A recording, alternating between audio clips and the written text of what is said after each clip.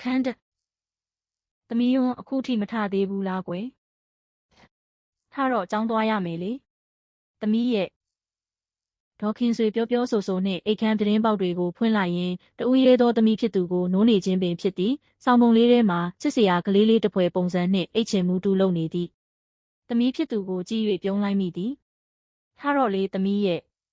ကျောင်းနောက်ကျနေ၏မယ်နော်ပြီးမှမာမီကမနိုးလို့ဆိုပြီးအပြစ်မတင်နဲ့နော်ထပ်ပါပြီမေရဲ့ယွန်းရေချိုးပြင်ဆင်ပြီးတာနဲ့အောက်ဆင်းခဲ့မယ်နော်အင်းမေမနက်စာစားဖို့စောင့်နေမယ်နော်သမီးလေးခဏလေးမေအရန်ချစ်တယ်မာမီအာဘွားဟီဟွန်းဒီကလေးမလေးကတော့အသက်ကဖြင့်ကြီးနေပြီအိမ်မမေကိုအခုချိန်ထိကက်ချွဲနေတော့သွားရေမိုးချိုးတော့ဟုတ်ကဲ့ပါမေယွန်းရေမိုးချိုးပြင်ဆင်ပြီးတာနဲ့အောက်ထပ်သို့ဆင်းလာတော့မေကထမင်းစားဝိုင်းမှာအတင်းဆောင်နေလေသည်ယွန်းမေနှင့်အတူတူမနက်စာစားပြီးတာနှင့်ကျောင်းသွားရန်လွယ်အိတ်လေးအားကောက်လွယ်လိုက်လေသည်မေယွန်းကျောင်းသွားတော့မယ်နော်မေလည်းဆိုင်သွားတော့မှာမလားအေးပါသမီးဖြည်းသွားနော်မေလည်းအိမ်ကတော်တုံတို့ကိုချက်ဖို့ပြုတ်ဖို့မှာပြီးတာနဲ့ဆိုင်သွားတော့မှာဟုတ်မေဒါဆိုယွန်းသွားပြီနော်ညနေကြလာမကြိုနဲ့ယွန်းဘာသာပြန်လာခဲ့မယ်နော်မေထို့သို့ပြောပြီးတွက်လက်စွာနှင့်ထွက်သွားသည်သမီးကြောပြင်ကိုငေးကြည့်ပြီးဒေါခင်ဆွေပြုံးလိုက်မိသည်ဖထဆိုးလေးမှုအလိုလိုက်ထားတာကြောင့်မအေပေါ်မှာလဲနွယ်ဆိုးလေးဆိုးတက်ပြန်သည့်အမျိုးသားဆုံးပါပြီးသည့်နောက်ပိုင်းမှာယတနာရွှေအဆိုင်လေးဖွင့်ထားသလိုအခုတော့အောင်မြင်နေသည့်ယတနာရွှေဆိုင်ကြီးဖြစ်နေလေ၏ငယ်ငယ်လေးကလေးကသမီးလေးကိုဖထဆိုးလေးဆိုပြီးလိုလေသေးမရှိအောင်ဒေါခင်ဆွေထားပေးသလိုအလိုလိုက်ထားပြန်လေသည်မမကြီးဒီနေ့ဈေးသွားရမှာလားဒေါ်လုံးပါဝယ်ခဲ့ရမလဲဒေါခင်ဆွေအတွေးလွန်နေဆုံးမှာပင်အိမ်ကူဒေါ်လုံး၏စကားတန်ကြောင့်အတိဝင်လာရင်ဒီနေ့ချက်ဖို့အတွက်စရင်ရေးထားသည်စာရွက်လေးကိုစလင်းပတ်အိတ်ထဲကေနထုတ်လိုက်ရင်ရော့ဒီမှာဒီနေ့ဝယ်ဖို့ချမ်းဖို့အတွက်ကြည့်ပြီးဝယ်လာခဲ့နော်ဒေါ်လုံးဒါနဲ့ထွေးငယ်ရောဘာလုပ်နေလဲဟုတ်ကဲ့မမကြီးထွေးငယ်ကအိမ်နောက်ဖေးမှာအဝတ်လျော်နေပါတယ်မမကြီးအေးဒေါ်လုံးဈေးကပြန်လာရင်ဆိုင်သွားတော့မှမြန်သွားပြီးမြန်ပြန်လာခဲ့ပါပြီးတော့မောင်မြင့်ကိုကားထုတ်ပြီးဆေးထားလိုက်ဦးလို့မှာခဲ့လိုက်ပါဒေါ်လုံးဟုတ်ကဲ့ပါမမကြီးယွန်းအိမ်ကနေထွက်လာပြီးတက်ကြွနှင့်လမ်းထိပ်မှာလမ်းလျှောက်သွားနေစဉ်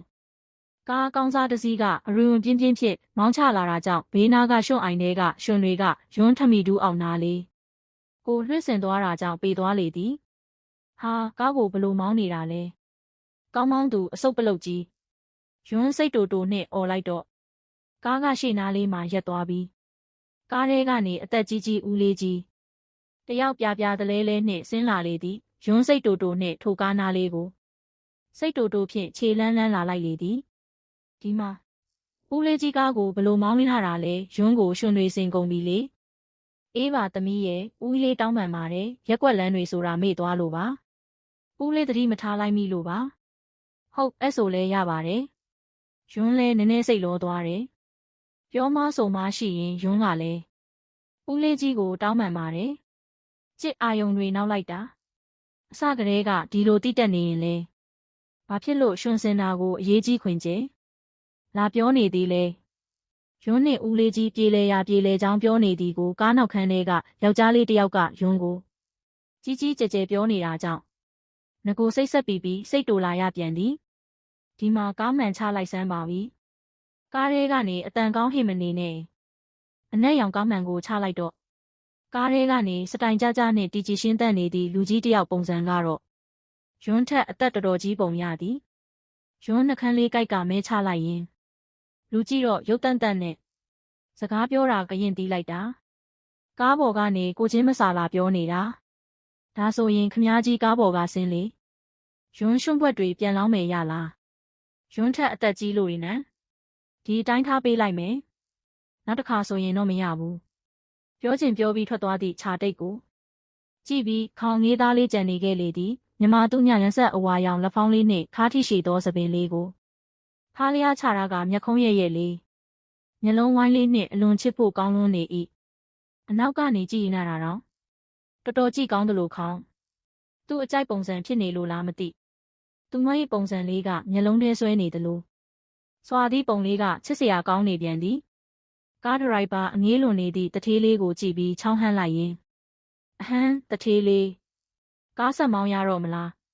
ခေါင်ကားဒရိုက်ဘာပြောတော့မှရှက်ကိုရှက်ကန်းနှင့်လေဘင်းကိုလက်ဖြစ်ပုတ်တက်လိုက်ပြီးမောင်းလေအိမ်လိပ်စာအတိုင်းပဲတမောင်းလိုက်တော့ဟုတ်ကဲ့တထေးလေးပုံဒေါ်ခင်ဆွေဆိုင်တစရင်တွေထိုင်စစ်နေရင်ချမ်းရှိကကောင်းဟုံးတန်ကြောင့်ဧခန်းထဲကနေထွက်လာမိလိုက်လေသည်မောင်မြင့်ဘသူတဲ့လဲဘာကိစ္စရှိလို့လဲဟုတ်တော်ယူခင်ရဲ့သားမောင်မြင့်မူခေါင်လို့ပြောပါတယ်မမကြီးကျွန်တော်ချန်တကားဖွင့်ပေးလိုက်ရမလားမောင်မြင့်မူခေါင်လားသွားအခုချက်ချင်းချန်တကားသွားဖွင့်ကွယ်ဒေါ်ခင်ဆွေဧခန်းထဲပြန်ဝင်လာပြီးမမခင်အတွက်အသင်းပြင်ထားသည့်လက်ဝဲရတနာဘူးတွေအားအစင်းသင့်ထုတ်ထားလိုက်လေသည်ခေါင်တက်ရက်နှင့်တိတ်မကျဲလာတော့ချန်ဝင်းကြီးကိုတစ်ချက်ကြည့်ပြီးအိမ်ထဲသို့ဝင်လာလိုက်တော့တိတ်ကျက်တည်ရှိလာသည်အမျိုးသမီးကြီးကစည်းကြိုနေလေသည်သားခေါင်လားဒီမှာထိုင်ဤကွယ်အန်တီအိမ်ကိုရောက်တခိုက်အေးဆေးနေဦးပေါ့အေးဆေးတော့မနေနိုင်ရဘူးအန်တီခင်ကြီးကျွန်တော်ကအခုတော့မာမီကခိုင်းလို့ကုမ္ပဏီစည်းဝေးဖြတ်ပြီးလာရတာပြည့်အမလေးဟုတ်ပါပြီရှင်ရော့ဒီမှာတိုင်းမမေအတွက်အန်တီကိုယ်တိုင်ရွေးထားတာဒီဇိုင်းတွေကတော့မမခင်အကြိုက်တွေကြီးပဲဟုတ်ကဲ့ပါမေမေကြိုက်ဖို့ပဲလိုပါတယ်ဗျာမေမေကလက်ဝတ်လက်စားတွေဆိုတိတ်ကြိုက်တာပြည့်အဟင်းမမခင်တို့များကံကောင်းလိုက်တာအလိုက်တိတက်တဲ့သားချောလေးကိုလည်းရထားတယ်ကွယ်ပြီးတော့စီးပွားရေးမှာလည်းနောက်ပြန်လှည့်ကြည့်စရာမလိုအောင်နိုင်နေနဲ့သားမျိုးရထားတော့ကံကောင်းပါရှင်ကံကောင်းပါအန်တီကတော့မြောက်နေပါပြီအေးမမေကိုလက်သွညဟလက်စားတွေများသူညရခိုင်းလိုက်ပါမယ်မြောက်တာမဟုတ်ပါဘူးသားခေါင်ရဲ့တကယ်ပြောနေတာပါအန်တီမာသားခေါင်လို့အားကိုးစရာသားယောက်ျားလေးမရှိဘူးလေဒါနဲ့သားခေါင်ကအိမ်တော်မပြုတ်သေးဘူးလားမပြုတ်သေးဘူးအန်တီခင်ကျွန်တော်ကချစ်တဲ့လူမတွေ့သေးလို့လေထို့သို့ပြောနေရင်ခေါင်၏မျက်လုံးတွေကဧခန်းထဲမှာချိတ်ထားသည့်ဓာတ်ပုံစီသို့အကြည့်ရောက်သွားလေသည်ပုံထဲမှာအန်တီခင်၏ဘေးနားကခြာတိတ်ကအစောနားကမှသူ့ကိုရန်တွေ့သွားသည့်ခြာတိတ်ပုံပင်ဒါဆိုခြာတိတ်ကအန်တီခင်၏သမီးများဖြစ်နေတာလားဒီတယောက်ကအန်တီခင်ရဲ့သမီးလားဟုတ်တယ်လေသားခေါင်ရဲ့အန်တီခင်ရဲ့တဦးသေးသောသမီးနာမည်ကယွန်းဝီးမေတဲ့လေသမီးလေးကတက္ကသိုလ်တက်နေတာတတိယနှစ်လေးကျောင်းတက်နေတော့ဆိုင်ကိုခေါ်မလာဖြစ်တာအဲ့ဒါကြောင့်သားခေါင်တို့လည်းမသိတာနေမဲဒါနဲ့သမီးယွန်းကိုသားခေါင်ကသိလို့လားမသိပါဘူးအန်တီခင်နဲ့တွဲရိုက်ထားတာမြင်လို့မေးလိုက်မိတာအော်အဲ့လိုလားနောက်မှသားခေါင်နဲ့သမီးယွန်းကိုမိတ်ဆက်ပေးရဦးမယ်ခေါင်မိတ်ဆင်ပေးရဦးမည်ဆိုသည့်စကားကြောင့်ပြုံးကြီးလုံးလျက်နောက်ဆိုရင်ဒီအိမ်ကိုချောင်းပေါက်မတက်လာတော့မဟုတ်လားခေါင်ကိုအကြံနဲ့ကိုကဟုတ်နေတာမို့ခေါင်းငိမ့်လိုက်ရင်အန်တီခင်ကျွန်တော်ပြန်တော့မယ်ခင်ဗျာနောက်ကြုံရင်မေမေနဲ့အတူတူလာလဲပါဦးမယ်အခုကတော့အလုပ်ကိစ္စလေးလည်းရှိနေတော့ပြန်ခွင့်ပြုပါ၏ပြည့်အေးပါကွယ်ကောင်းသွားနော်သားခေါင်ဒီမမေကိုလည်းဆိုင်ကိုလာလဲပါဦးလို့ဒီဇိုင်းဆန်းတွေလည်းအစ်စ်ထွက်တယ်လို့ပြောလိုက်ပါဦးသားခေါင်ကြီးဟုတ်ကဲ့ပါအန်တီခင်ဒါဆိုကျွန်တော်ကိုခွင့်ပြုပါ၏ခေါင်ဧခန်းထဲကနေထွက်လာတာနှင့်ခြာတိတ်ဤနာမည်လေးကိုတိုးတိုးလေးရေရွတ်လိုက်ရင်ဟတ်ထိသွားသည်သူ၏နှလုံးသားရင်ခုန်တန်ကိုတွေးခဲ့ပြီးမှအကောင့်ထဲပေါ်ရန်တွေးလိုက်ပေသည်အခန်း20ရန်စာရေးသူလုံးကိုကျေးဇူးအထူးတင်ပါတယ်ရှင်